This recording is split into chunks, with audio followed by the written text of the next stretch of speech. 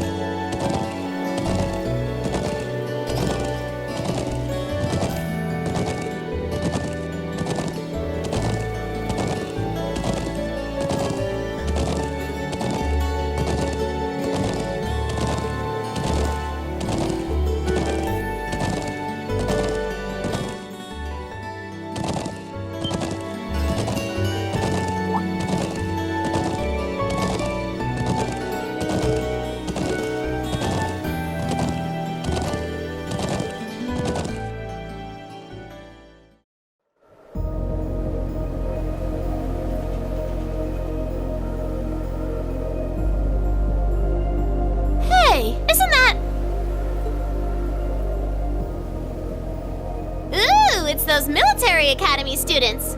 I wonder what they're doing all the way out here. Oh well. Looks like things are gonna start getting interesting.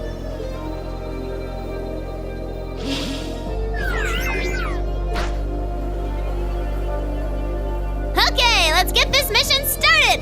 Sheesh. Gramps and the others can be so unreasonable sometimes.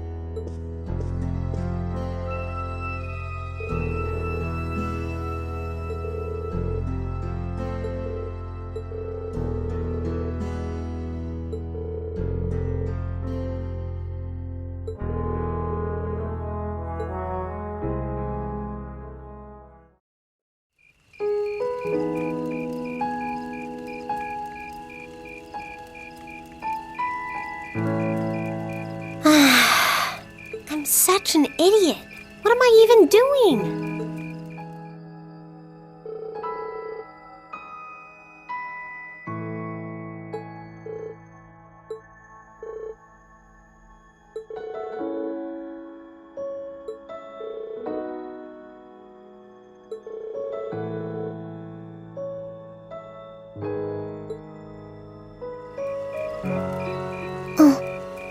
Alisa?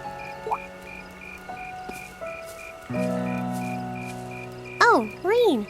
Well, what are you doing out here? Did you eat too much? My mouth says no, but my stomach's thinking yes. You doing okay? You seem a bit unsteady there. Nothing like that. I'm just feeling a little out of it. I'm just going to stay out here for a while and get some fresh air. Then I'll be Whoa! Sorry about that. See? What did I tell you? We've been riding all day. I'm not surprised you're feeling tired. Riding a horse really takes it out of you. I guess you're right. Why didn't that occur to me before?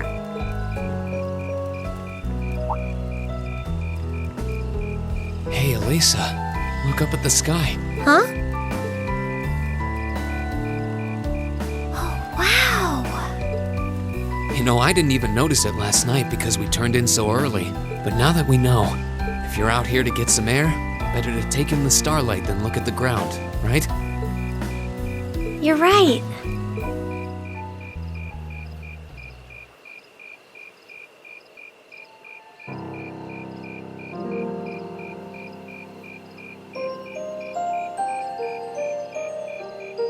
My father was a technician.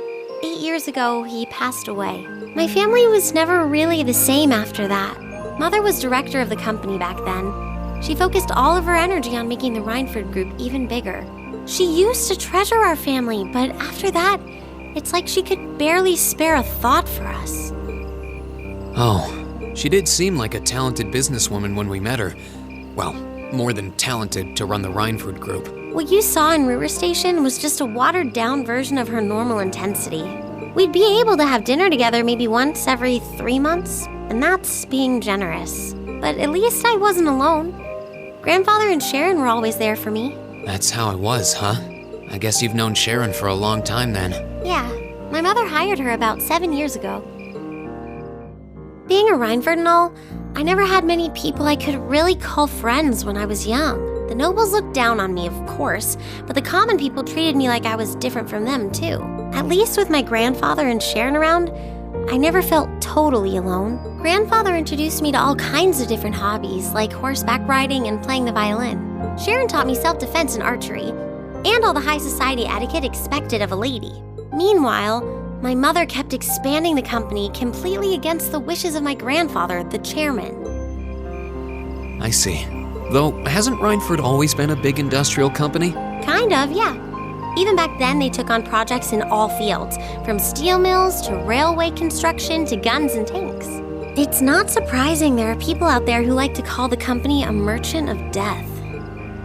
I can't say I completely agree with that side of the company, but I've never felt embarrassed or ashamed about it. But a few years ago, the Rhineford Group finally went too far. What do you mean?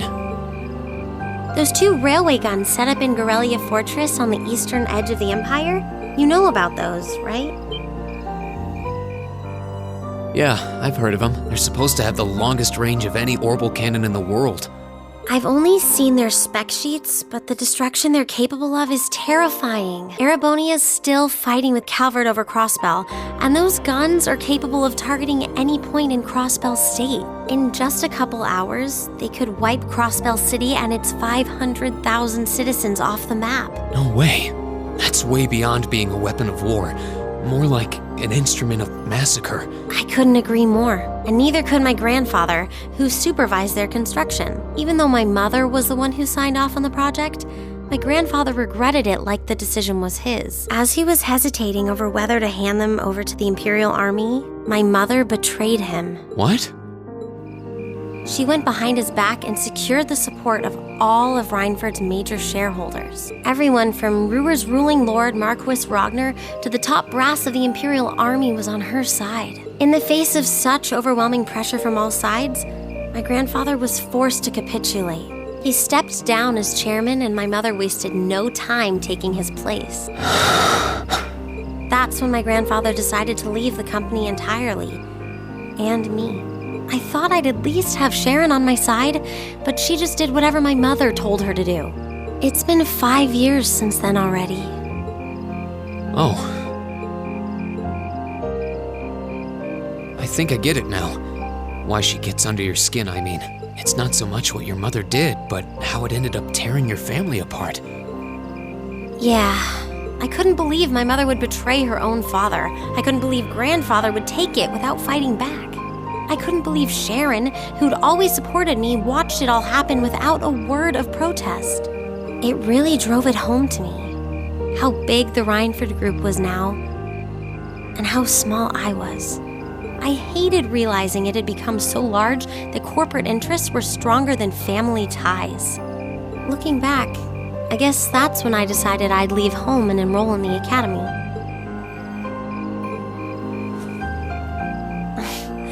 Even when I ran, I couldn't go far enough to escape my mother's shadow, or the Rhineford name. Then I come here and find my grandfather happily enjoying a whole new life without a care in the world. When I stepped outside, I was feeling so lost, so frustrated, wondering what I'd been doing all this time. But it's kind of strange, you know? I look up at the stars and it feels like I can escape the gravity of everything. I think I'm finally starting to understand why my grandfather chose to leave it all behind and move out here in the first place. You really are strong, Alisa. Stronger than you realize. You were finally ready to talk about it. About your family and the company and everything. So, maybe you found what you were looking for to move past that, right? Maybe you're right. But I don't think I would have been able to if I hadn't enrolled at the academy. Meeting everyone in Class 7, the lacrosse club, you, I'm a better person for it. Your support has already made a difference. So, thanks. Thanks for worrying about me. And thanks for reminding me to look up, not down. Anytime. Though, truth be told, I came to check on you because Emma asked me to. Sorry to ruin the moment. I thought that might be the case. Oh well, there's always next time.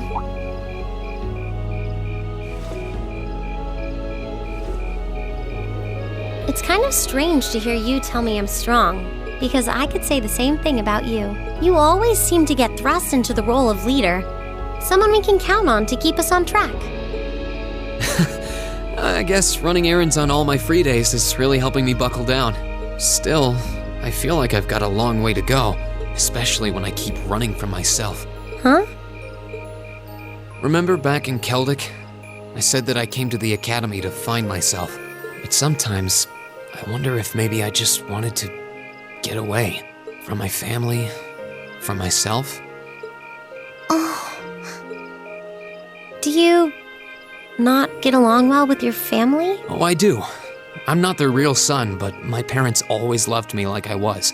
My sister and I, we've had our differences, especially lately, but we still get along pretty well. No, the problem's just with me.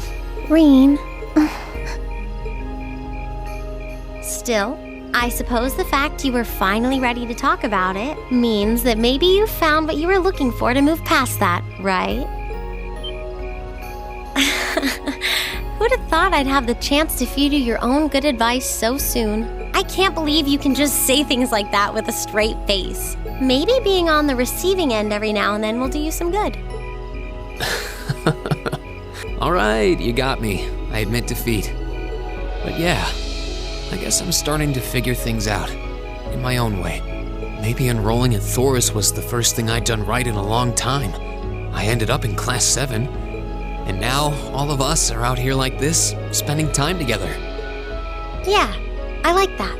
I hope the things we learned during our field studies can help us all make a difference in the world. So, wait, all of us?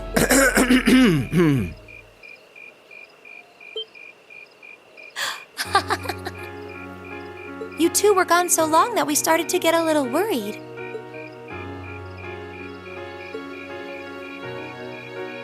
No way!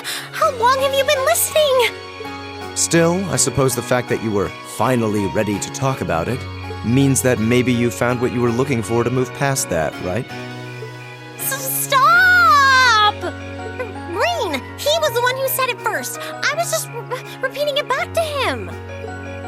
Oh, Alisa, there's nothing to be embarrassed about. Honestly, you touched my heart. I apologize for eavesdropping on you, but at the same time, I'm kind of glad I did.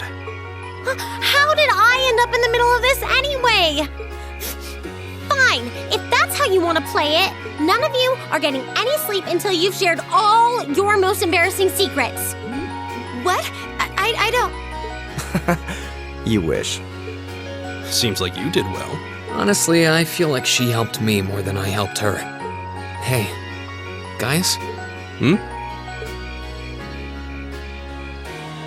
This is a really beautiful place.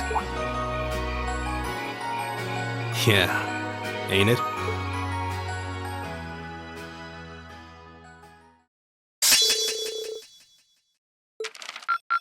Ooh, you're moving up in the world. I've got a little reward here for you. Drinks are on me someday.